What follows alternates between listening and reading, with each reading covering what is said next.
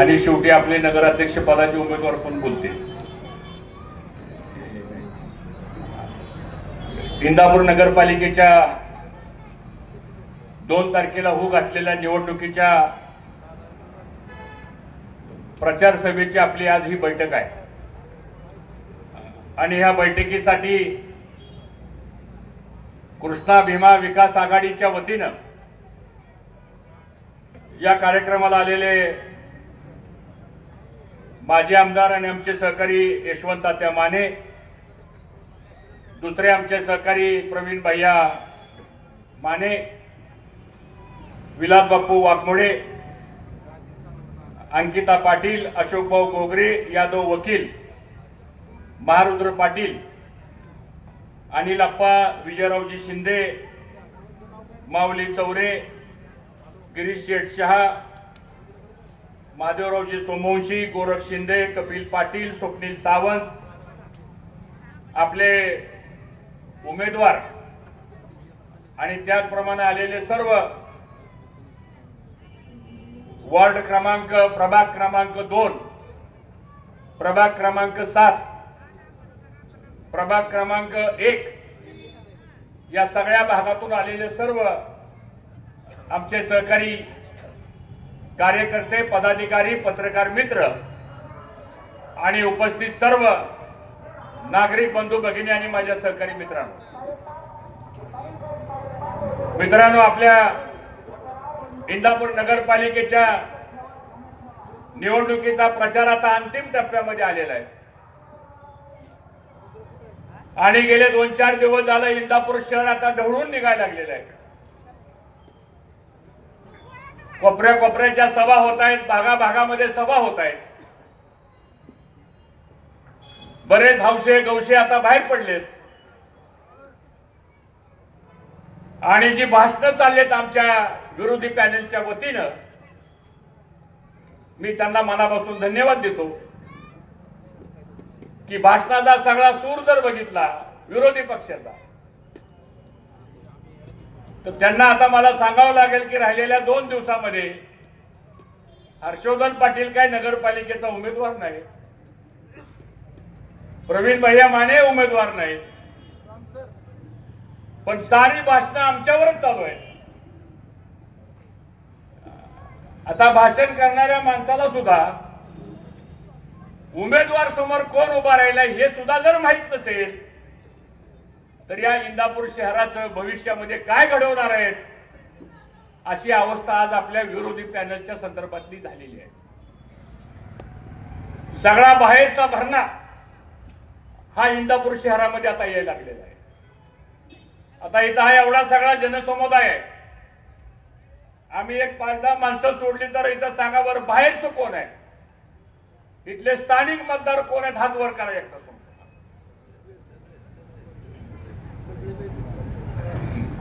पत्रकारांना माझी विनंती, जर हात वरच करा,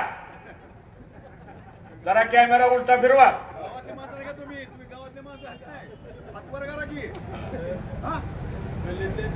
ही सगळी आलेली माणसं ही स्थानिक आणि मतदार आहेत, त्यामुळे उद्याच्या 2 तारखेचं मतदान झाल्यानंतर 3 तारखेला या समोरच्या गोडाऊन मध्येच मला वाटतं मतमोजणी झाल्यानंतर याच बाबा चौकामध्ये आपल्या आघाडीची विजयी सभा झाल्याशिवाय राहणार नाही ही खात्री बाळगायला मित्रांनो आता कुण्या ज्योतिषाची गरज आहे असं मला या ठिकाणी वाटत नाही। आज इंदापूर शहर एका वेगळ्या दिशेने, वेगळ्या अपेक्षेने आमच्याकडे पाहत आहे। या इंदापूर शहरातल्या सगळ्या जाती धर्मांच्या लोकांची एक वेगळी भावना आमच्याबद्दल आहे। या शहरातल्या सगळ्या अल्पसंख्याक, मागासलेला वर्ग, तरुण वर्ग, महिला वर्ग, व्यापारी वर्ग, छोटे मोठे उद्योग करणारा वर्ग, हा सारा वर्ग आमच्याकडे वेगळ्या अपेक्षेने पाहतोय की काहीतरी आता ह्या नगरपालिकेच्या माध्यमातून एक वेगळं घडेल आणि मला मनापासूनची खात्री आहे आम्ही पण 40 वर्ष राजकीय सामाजिक जीवनामध्ये काम करणारे आम्ही कार्यकर्ते आहोत। स्वर्गीय भाऊंचे राजकीय संस्कार आमच्यावर आहेत, तळागाळातल्या माणसांची आपली नाळ जोडल्या गेलेली आहे आणि आमचा आयुष्याचा तुम्ही जर आलेख बघितला तर कुठला डाग सुद्धा आम्ही आमच्या शरीरावर कधी त्या ठिकाणी पडू दिला नाही। तर प्रामाणिकपणाने सेवा करण्याचं काम, तळागाळातल्या माणसाला सेवा करण्याचं काम, सगळ्या जाती धर्माच्या लोकांना बरोबर घेऊन जाण्याचं काम ही या इंदापूर शहराचं वैशिष्ट्य आहे आणि तेच आमच्या आघाडीचं उद्दिष्ट आहे। हे मला आपल्या सर्वांना या ठिकाणी मुद्दाम सांगायचं। आणि आमच्यावर टीका करतात मला हेनी विकासाचं काय काम केलं आणि आम्ही काय विकासाचं काम केलं। अरे तुम्ही जर एवढं विकासाचं काम केलं असेल तर तुम्ही राज्याचे कॅबिनेट मंत्री आहात। तुमच्या मतदारसंघामधली एक नगरपालिकेची निवडणूक लागली, त्या निवडणुकीमध्ये 25,000 मतदार आहेत आणि ह्या निवडणुकीच्या प्रचाराला तुम्ही कॅबिनेट मंत्री असून तुम्हाला जर बाहेरचा एखादा नेता बोलवायची पाळी येत असेल तर आत्मपरीक्षण हर्षवर्धन पाटलांनी करण्याची गरज नाही, आत्मपरीक्षण तुम्हाला करावं लागणार आहे। हे मला या निमित्तानं त्यांना प्रामुख्याने सांगायचं। काय नेत्यांच्या घरी लग्न आहेत त्यांच्या कुटुंबामध्ये, म्हणजे घरचं लग्नाचं कार्य सोडून सुद्धा ह्यांचा लाड पुरवायला यावं लागेल का काय अशी परिस्थिती आहे। एवढी जर कामं तुम्ही केली असतील, एका सभेत म्हणतात आम्ही 150 कोटी आणले, एका सभेत म्हणतात आम्ही 200 कोटी आणले, एका सभेत म्हणतात आम्ही 350 कोटी आणले। अरे मग एवढे कोट्यवधी रुपये तुम्ही या शहरामध्ये जर आणले असतील तर तुम्हाला बाहेरच्या तुमच्याच पक्षाच्या एका नेत्याला इथं सभेला आणायची वेळ का पडती, हा सुद्धा प्रश्न इंदापूरकरांच्या मनामध्ये आल्याशिवाय राहणार नाही। आणि म्हणून एसटी बस शिवाय मित्रांनो आपल्याला पर्याय नाही, याचा विचार तुम्ही आम्ही सर्वांनी करण्याची आज इथंही संपूर्ण वडर गल्ली जी आहे ही जागा कोणी दिली? होय अण्णा पवार, जागा कोणी दिली? कैलास जोशी मोठे भाऊ राज्याचे मंत्री असताना, पालकमंत्री असताना ही जागा वडर समाजाकरता देण्याचं काम जर कोणी केलं असेल त्यावेळेस तो तुम्हाला पाळणा सुद्धा माहित नव्हता। तुमचा कोणाचा जन्म झालता का नाही मलाही माहित नाही, पण आज ही जागा आमच्या वडर समाजाकरता देण्याचं काम मोठ्या भाऊंच्या काळात झालं। श्रीराम सोसायटी निर्माण करण्याचं काम त्या काळामध्ये झालं आणि त्याचबरोबर या सगळ्या परिसरामधले समोरची मार्केट कमिटी कोणी स्थापन केली? 1962 साली भाऊंनी मार्केट कमिटी स्थापन केली। खरेदी विक्री संघ कोणी स्थापन केला? मोठ्या भाऊंच्या काळात स्थापन झाला। इंदापूर तालुका शिक्षण प्रसारक मंडळाचा जो विस्तार झाला कुणी काढला? 72 साली या शहरामध्ये कॉलेज कुणी काढलं? आम्ही सगळे इथं बसलेले त्या कॉलेजचे माजी विद्यार्थी, हायस्कूलचे माजी विद्यार्थी आहे। हे शिक्षणाचं दालन तुमच्याकरता कोणी आणलं आणि तुम्ही आम्हाला विचारता तुम्ही काय केलं? 2-3 वेळा तुम्ही निवडून आला, तुम्ही काठावर पास झालाय, 35% रिझल्ट आहे। प्रवीण भाई आपली मतं एकत्र केली तर 1.5 लाख मतं आहेत आणि समोर पडलेली मतं किती आहेत? 1,10,000 मतं आहेत। तो दिवस दूर नाही, आता तुमची उतरती करा आता सुरू झालेली आहे आणि म्हणून अशा पद्धतीची भूमिका घेऊन आता टीका करण्याचं काम बंद करा। कुणी उठतंय काही बोलतंय,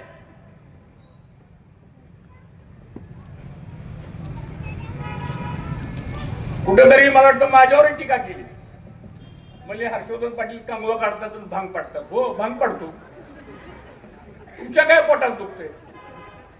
आमच्या आई वडिलांना प्रामाणिकपणे कष्ट केलं म्हणून अजून माझे ह्या वयात सुद्धा केस आहेत, तुम्हाला बाहेरची उष्णी केस आणावं लागली। तो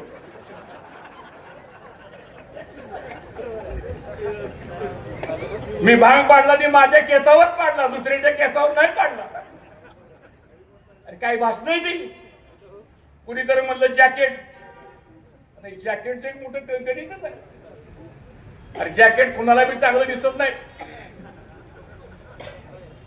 काय नेते माझ्यावर जॅकेटवर टीका करायचे। एक दिवशी माझी गाठ पडली VSI ला, म्हणलं का आता तुम्ही जॅकेट घालताय गुलाबी, आमचं जॅकेट काय तुम्हाला पसंत पडत नव्हतं काय? निवडणूक नगरपालिकेची आहे, नगरपालिकेच्या कारभाराबद्दल बोला ना. नगरपालिकेमध्ये मी तुमची पहिल्यांदा दिलगिरी व्यक्त करतो. माझी चूक आहे. मागच्या 2017ला आम्ही तुम्हाला आवाहन केलं, वकील साहेब आपण सगळे, विलास बापू सगळे आपण होतो. चिखलातनं गाळातनं आम्ही जाऊन घराघरामध्ये जाऊन लोकांचे पाय धरले आम्ही. आणि शेवटची सभा आपली नगरपालिकेच्या ग्राउंडवर झाली आणि लोकांना आपण आवाहन केलं की आमच्याकडे बघून आपण मतदान करा. लोकांनी ते आव्हान स्वीकारलं. काय निर्णय झाला, निकाल लागल्या घरपट्टी नाही भरली, पाणीपट्टी नाही भरली तर गोरख म्हणल्याप्रमाणे 24% दंड. नगरपालिका काय व्यापारी संस्था आहे? त्या नगरपालिका उत्पन्न वाढवून म्हणजे आमच्या गोरगरिबाचे खिसे कापायचे, आमच्या गोरगरिबाच्या मानगुडावर पाय द्यायचा आणि मग तुम्ही नगरपालिकेचं उत्पन्न वाढलं म्हणून सांगायचं. हे मार्ग नाहीये. आज या शहरामध्ये मी रोज सगळ्यांची भाषणं ऐकतोय, विरोधी पक्षाच्या लोकांची. अरे मुद्द्यावर बोला ना. तुम्ही काय करणार आहे, काय केलंय, काय करायचं ते त्याच्यावर बोला. ह्याच्यावर कुठल्या प्रकारचं भाष्य मित्रांनो या ठिकाणी होत नाही. आणि सारखं फिरून मी एवढे पैसे आणले, एवढे पैसे आणले. पैसे आणायला मला किती त्रास झाला, मला किती त्रास झाला. मी उपाशी असतो, कोण उपाशी राहतो? चला 7 दिवस उपास करा, पाणी सुद्धा पिऊ नका. आम्ही तुमचा या बाबा चौकात सत्कार करतो. कशाला असल्या गोष्टी बोलतो?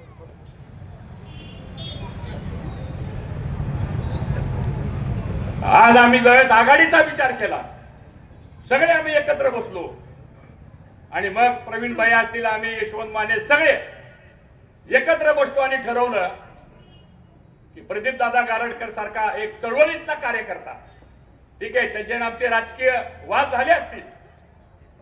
गेल्या 35 वर्षामध्ये 3 वेळा ते माझ्या विरोधामध्ये उभा राहिले. 5 वेळा नगरपालिकेच्या निवडणुका आम्ही आमने सामने लढलो. पण कधी व्यक्तिगत पातळी आम्ही सोडली नाही. कधी प्रचाराचा दर्जा आम्ही घालू दिला नाही. कधी आम्ही एकामेकाच्या संदर्भातले व्यक्तिगत संबंध ते राजकारणाच्या पलीकडे जोपासण्याचे संस्कार आपल्यावर मित्रांनो आहेत. पण कधी आम्ही त्या गोष्टीचा कधी विरोध प्रतिरोध केला नाही. आणि मग अशा एका गारटकर सारख्या एका चांगल्या कार्यकर्त्याला, ज्यांनी त्या पक्षाकरता 20-25 वर्ष रात्रंदिवस मेहनत घेतली, शरीराचा विचार केला नाही, कुटुंबाचा विचार केला नाही, परिवाराचा विचार केला नाही, पण हा प्रदीप दादा गारटकर हा चळवळीतला कार्यकर्ता. आणि त्यांनी काय मागितलं ह्याच्यावर बोला ना. तुम्ही प्रदीप गारटकरला उमेदवारी किंवा त्यांच्या शहरामध्ये ते जिल्ह्याचे अध्यक्ष असताना तुम्ही त्यांना का डावललं? करा, या 2 दिवसाच्या सभेमध्ये खुलासा सांगतो तुम्हाला.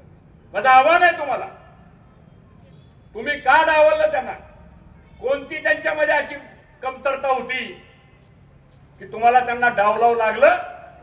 फक्त एकच होतं, कुणाला मोठं होऊ द्यायचं नाही, कुणाला वर येऊन द्यायचं नाही, कुणालाही या संदर्भामध्ये मोठेपणा मिळवून द्यायचा नाही. आणि बघता बघता माझंच फक्त काहीतरी चाललं पाहिजे या पद्धतीने मित्रांनो काम इथून पुढच्या काळामध्ये चालणार नाही. ही लोकशाही आहे. कोणी तांबडपट घेऊन आलेलं नाही. सांगतो, आज मी 11 वर्ष झाला आमदार नाही, मंत्री नाही, काय नाही. काय आमचं काय बंद पडले काय? आजही लोकांच्या मध्ये आम्ही जातोय. पदासाठी काम करणारे आम्ही हावडी माणसं नाहीये. सांगतो, सत्ता आहे म्हणून आम्ही कधी लोकांच्या समोर गेलो आणि सत्ता नाही म्हणल्यानंतर आम्ही लोकांच्या समोर गेलो नाही. अशा चळवळीत आम्ही काम न करणारी लोक आहेत. लोकांच्यासाठी म्हणून आपण काम करतो. आणि मला असं वाटतं तो विचार आम्ही एकत्रितपणाने आघाडीचा केला आणि ही पहिली आघाडी आहे महाराष्ट्रामध्ये. मला मगाशी लग्नामध्ये माड्याचे आमदार अभिजित पाटील भेटले, त्या जाधवाच्या आणि त्या पाटलाच्या लग्नामध्ये. बसल्या बसल्यामध्ये मला पहिला प्रश्न विचारला, भाऊ म्हणले आघाडी कशी काय तुमची जमली? म्हणलं तुम्ही पंढरपूरचे आमदार आहे, पांडुरंगाला विचारा म्हणलं कशी काय जमली. आघाडी यासाठी जमली ते कुठेतरी विधिलिखित होतं. कारण या तालुक्यातल्या या शहरातल्या सामान्य माणसावर जो अन्याय चाललेला आहे, जे भांडवलशाहीच्या माध्यमातून जी दडपशाही चाललेली आहे, आणि जे खाजगीकरणासारखं वातावरण, सत्तेतून पैसा आणि पैशातून सत्ता आणि त्यातून पुन्हा घमेंड, हे जे समीकरण निर्माण व्हायला लागलेलं आहे, मला असं वाटतं डॉक्टर बाबासाहेब आंबेडकरांनी दिलेल्या घटनेला न शोभणारी बाब आहे आणि म्हणून आता परिवर्तनाला सुरुवात झालेली आहे. असं मतदान करा, 21-0 निकाल आपला झाला पाहिजे अशा पद्धतीचं काम उद्याच्या 2 तारखेला मित्रांनो आपण करायचं. आता हे म्हणतात की तुम्ही सत्ता आल्यानंतर म्हणजे उद्या हे निधी कुठं आणणार आणि कुठल्या माध्यमातून ह्यांना मदत होणार आहे, या पद्धतीचा आज ते आमच्यावर आरोप करतात. आपले उमेदवार आले, प्रतिदादा गाडे, त्यांचं टाळ्या वाजून आपण स्वागत करायचं. त्यामुळे तुम्ही फक्त निवडून द्यायचं काम करा. पुढची जबाबदारी सगळी आम्ही मित्रांनो या ठिकाणी घेतली. आम्ही सगळे बरोबर आहोत. आम्ही पण 30-35 वर्ष या राज्याच्या राजकारणामध्ये आम्ही या ठिकाणी काम केलेलं आहे. अजूनही काम करतो आणि पुढेही काम आम्ही करणार आहे. पदासाठी काम करणारी माणसं आम्ही नाही. सांगा तुम्ही या शहराकरता काय केलं? तुम्ही कोणता रोजगार दिला? विचारा त्यांना. मी त्यांना विचारतो, तुम्ही 10 माणसं सांगा आम्ही ह्यांना रोजगार दिलाय म्हणून सांगतो का? दिला का तुम्ही एखाद्या मुस्लिमाला रोजगार? दिला का तुम्ही एखाद्या मागासवर्गीयाला रोजगार? दिला का तुम्ही एखाद्या अल्पसंख्याकाला रोजगार? दिला का तुम्ही एखाद्या मराठा समाजाच्या तरुण मुलाला रोजगार? कुणाला दिला रोजगार तुम्ही? कोणता व्यापार वाढवला आपण शहरामध्ये? कोणत्या संस्था आपण निर्माण केल्या? आणि आज नुसता निधी आणला म्हणून तुम्ही आज या ठिकाणी जे भाष्य करताय, आम्ही आतापर्यंत कुणावर आम्ही टीका केली नाही, आम्हाला करायची पण गरज नाही. पण ज्या पद्धतीने तुम्ही आज या इंदापूर शहरामध्ये दडपशाही, गुंडगिरी, दादागिरी आणि भ्रष्टाचार याच्या विरोधामध्ये आम्ही आहोत. आज इंदापूर नगरपालिका ही सामान्य माणसाची नगरपालिका राहिलेली नाही.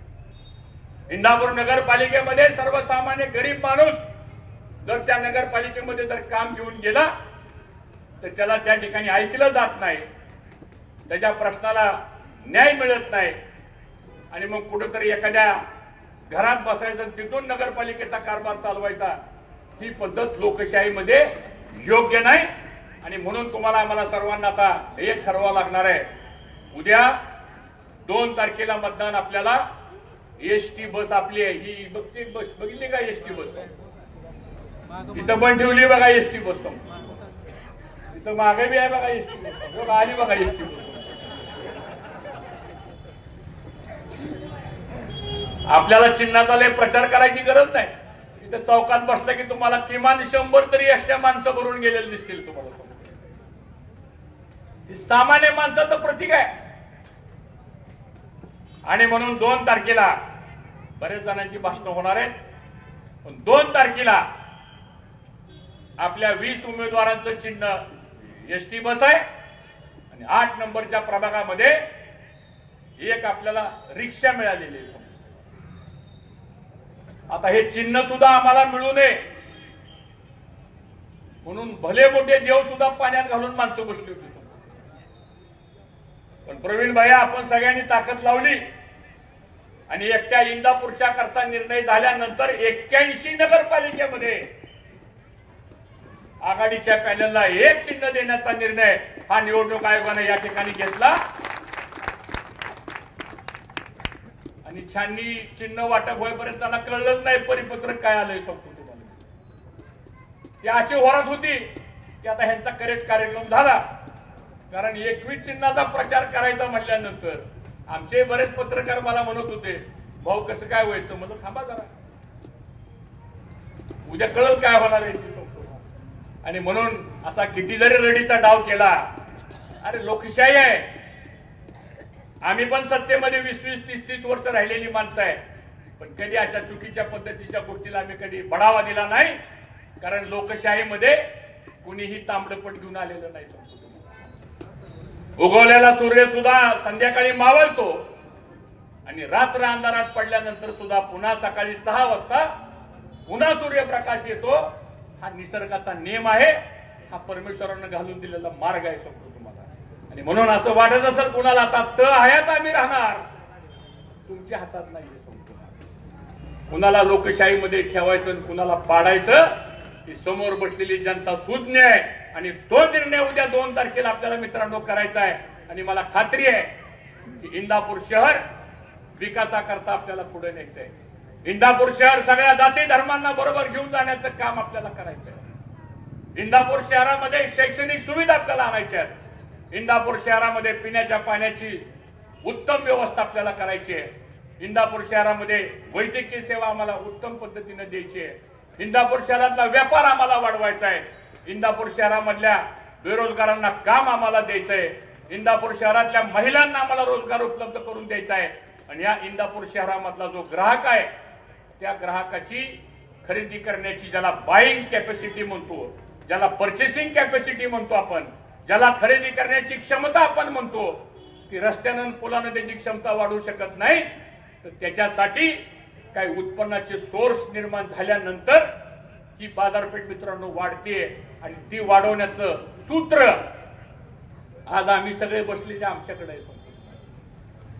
आज इथं सोनाई परिवार आहे, 900,000 लोकांना, या शहरामधल्या लोकांना रोजगार त्यांच्या परिवाराच्या माध्यमातून मिळतोय. त्याचबरोबर कर्मयोगी सहकारी साखर कारखाना, नीरा भीमा साखर कारखाना, शिक्षण संस्था, शिक्षकाचे पगार, प्राध्यापकाचे पगार, दूध संघ आहे, इतर संस्था आहेत, या सगळ्यांचा गोळाबेरीज जर आपण केली तर 200-300 कोटी रुपयाचा नुसता वर्षाचा पगार या सगळ्यांची खाती या इंदापूरच्या बँकेमध्ये असतील, राष्ट्रीयकृत बँकामध्ये असतील, पतसंस्थेमध्ये असतील. हा सगळा व्यवहार कोण चालवतंय? तुमचं क्रिएशन काय? तुम्ही काय रोजगार दिलेला आहे? तुम्ही काय व्यापार वाढवलेला आहे? आज इथं कुठेही काय आंदोलन झालं, इंदापूरची बाजारपेठ बंद झालं, दिवसभर सगळ्या व्यापाऱ्यांचं नुकसान. काय केलं तुम्ही?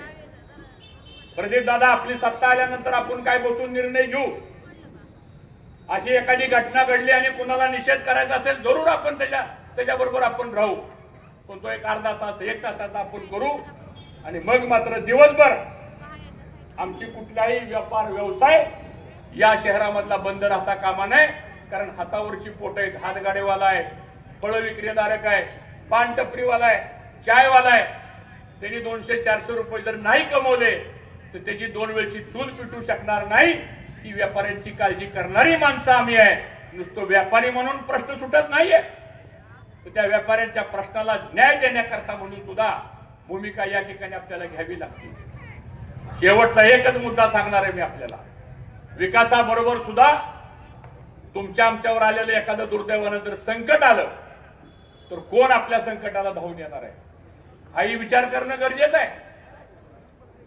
काही माणसं संध्याकाळी 7 वाजल्या एकदा शटर खाली ओढलं की सकाळी 10 पर्यंत कोणी बाहेर बी यायचं नाही. हे खरं आहे. आणि मग एखादा प्रकार जर घडला तर काय पुढारी इथं 30-30 किलोमीटर अंतरावर जाऊन राहतात. तिथं जाईपर्यंत इथं काय होईल हा विचार करणार आहे का नाही आपण? बरं, उद्या यांच्याकडे कोण काम सांगायला गेलं हे कोणाला फोन करणार आहेत? ते डीवायएसपीला फोन करतील, ते इंदापूरच्या पीआयला फोन करतील, ते तहसीलदारला फोन करतील. आज रात्रीच्या 12ला काय जरी घटना घडली तर प्रदीप दादा गारटकर लोकांच्या करता हजर आहेत. माझं तर घर इथं पोलीस स्टेशनच्या शेजारीच आहे, आम्ही हजर आहोत. माझ्या पलीकडे प्रवीण माने ते हजर आहेत. त्यामुळे तुम्ही चिंता करू नका. आता कोणीतरी म्हणलं परवा भाषणामध्ये, म्हणजे ह्यांचा कोण अधिकारी ऐकणार आहे? अरे तुम्हाला काय माहिती अधिकारी खाजगी तुमच्याबद्दल काय बोलतात ते आम्हाला माहिती आहे. कारण त्या अधिकाऱ्याचं सुद्धा एवढं वजन झालंय आता, न सांगितलेलं बरं सांगतो तुम्हाला. सगळे आमच्याकडे, पण आम्ही त्या लेवलला कधी जात नाही सांगतो तुम्हाला. आणि म्हणून असली वात्रड भाषणं जरा बंद करा. लोकशाहीमध्ये प्रचाराची सभा किंवा भाषण हे प्रबोधन करणारं भाषण असलं पाहिजे, मुद्देसूद भाषण असलं पाहिजे. लोकांना तुमची भूमिका पटवून सांगण्याचं काम केलं पाहिजे. अरे तुम्ही सत्तेत आहेत आणि तुम्ही टीका आमच्यावर करताय. सगळी सत्ता तुमच्याकडे इथली आणि तुम्ही आमच्याबद्दल बोलताय. अरे बोलायचं तर मग तुम्ही गारटकर दादावर अन्याय का केला याचा खुलासा पहिला करा. तुमचं जर दादा नावच कोणी घेत नाही का घाबरते तुम्हाला कुणाच आम्ही भयात सापडली दोघा. असू द्या काय हरकत नाही आम्हाला सवय लागलेली.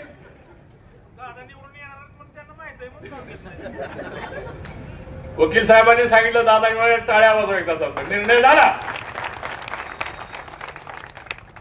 आणि म्हणून विचार करा सगळ्यांनी आपण. आता शेवटी काय होणार आहे तुम्हाला माहिती. घनकचरा बाहेर येईल का नाही बाहेर. ड्रेनेज बाहेर येईल, डांबर बाहेर येईल, खडी बाहेर येईल. अजून काय काय येईल. अजून काय काय येईल. हा बरोबर माहिती का तुम्हाला सगळं. मग कशाला आम्ही कसा कोरडा करू सगळं तुम्हाला माहिती.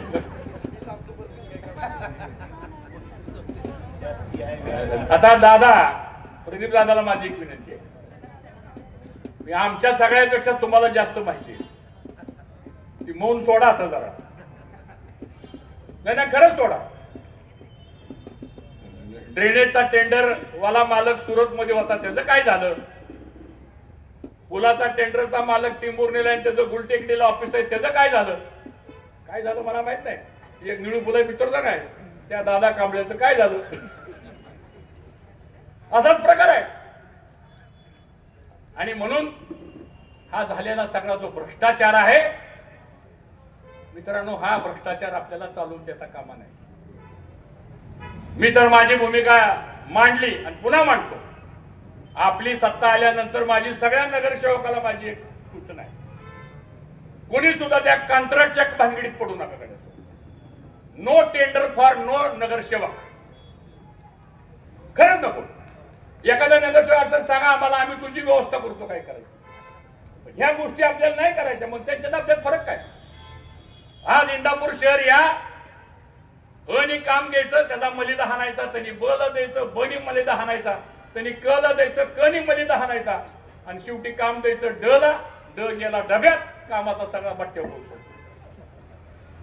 ते असं नाही चालणार. हा पब्लिक पैसा आहे. कुणीतरी एक पुस्तिकात वाटली कधी वाचली पुस्तिका मी म्हणलं भारी काम झालं बरं का. जसं काय कोणाच्या तरी बँकेच्या अकाउंट मधूनच इंदापूर शहराचा 200 कोटीचा विकास झाला असं मला भासवलं बरं का. कोण काही खिशातनं घालून विकास करत आणि ती करावाशी कोणाचीच अपेक्षा नाही आणि कुणी करू शकणार नाही. शेवटी आपल्याला शासनाकडून निधी आणावा लागतो आणि निधी जर आणायचा असेल तर कोण आपल्याला निधी देणार आहे हा विचार सुद्धा तुम्ही आम्ही सर्वांनी या माध्यमातून केला पाहिजे. आणि म्हणून चिंता कसली करू नका. आज एकमेव आपली अशी कृष्णा भीमा विकास आघाडी आहे की ज्या आघाडीला एक पक्ष जर सोडला तो बी अर्धा आमच्या बरोबरच आहे. राहिलेले सारे राजकीय पक्षाचे जे कार्यकर्ते आहेत ते सगळे प्रदीप गारटकरांना नगराध्यक्ष करा आणि 20च्या 20 उमेदवार निवडून आणा. यासाठी सगळे पक्षाचे नेते आज आपल्या बरोबर आहेत. महाराष्ट्रामधले एक अभूतपूर्व अशा प्रकारचं उदाहरण आहे ते म्हणजे कृष्णा भीमा विकास आघाडीच्या संदर्भातला आहे. आणि त्याचा विचार आपल्याला उद्याच्या 2 तारखेला मित्रांनो करायचा आहे. आणि म्हणून डोळ्यात तेल घाला. रात्र वैऱ्याची आहे. कुठल्या भूलतापाला बळी पडू नका. कुठल्या गैरसमजाला बळी पडू नका.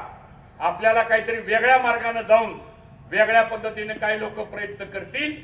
आपल्याला संयमानं शांततेनं आपल्याला एक एक मत पॅनल टू पॅनल. आपला एक उमेदवार असा नाही की जो एकटा मत मागत नाही. मला माहिती मिळाली काल कुठेतरी रात्री एक बैठक झाली दुसऱ्या बाजूची दम दिला उमेदवाराला. तुम्ही काही एक एक मत का मागताय म्हणला. मलिदा आमचा तुम्ही कसं काय एकमेकी मत मागताय असं माझ्या कानावर आलं बरं कसं. पत्रकारांना जास्त माहित असेल फक्त तुम्हाला. आमच्याकडे कसला प्रकार नाही. मतदान मागायचंय ते पॅनल टू पॅनल मतदान मागायचं, मतदान करायचंय ते 2 नगरसेवकाला आणि 3रं मतदान नगराध्यक्ष पदाला, आणि एसटी बसनीच आपल्याला या इंदापूर तालुक्याचा रखडलेला विकास हा गतिमानतेने आपल्याला करायचा आहे आणि तो आपण कराल अशी विश्वास व्यक्त करतो। पुन्हा एकदा आपल्या सर्वांना हात जोडून विनंती आहे की आता प्रदीप दादा गारटकरांनी आपल्याकरता उमेदवारी घेतलेली आहे, त्यामुळे आता अजिबात कोणी मागे हटता कामा नये। हा तुमच्या आमच्या सर्वांचा स्वाभिमानाचा प्रश्न आहे आणि त्यासाठी हात जोडून विनंती आपल्याला करतो की आपण या पद्धतीने मतदान घडवाल अशी अपेक्षा व्यक्त करतो। आता इथं बरेच वक्ते या ठिकाणी आपलं मनोगत व्यक्त करतील, फक्त मी दिलगिरी व्यक्त करतो, माझ्याकडे काही लोकांना बैठका चालू आहेत आणि म्हणून जाण्याची परवानगी घेतो, पण हे निश्चितपणानं हा सगळा सभेचा कार्यक्रम व्यवस्थितपणाने आपण सर्वजण पुढे चालू ठेवावा अशी विनंती करतो आणि थांबतो। जय हिंद, जय महाराष्ट्र।